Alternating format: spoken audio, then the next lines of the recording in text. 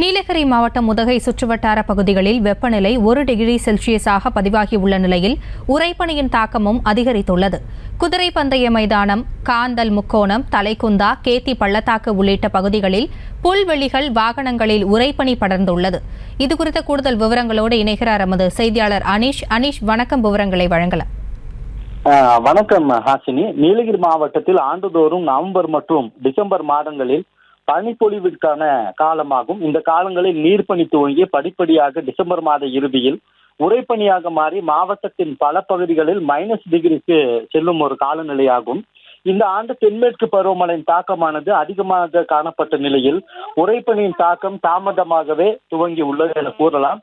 குறிப்பிடும்படியாக இன்று குதிரை பந்தய மைதானம், தலைக்குந்தா, முக்கோணம், காந்தல் முக்கோணம், படகிலம் உள்ளிட்ட பல்வேறு பகுதிகளில் வெள்ளை கம்பளம் விட்டாற் போல உறைபனியானது கொட்டி கிடந்தது.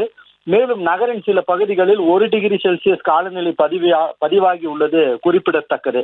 தற்பொழுது துவங்கி இருக்கும் இந்த பனிப்பொழிவானது தொடர்ந்து அதிகரித்து கடந்த ஆண்டை விட -4 டிகிரி முதல் 7 டிகிரிக்கு மேல் செல்லும் என எதிர்பார்க்கப்படுகிறது. ஆசின்,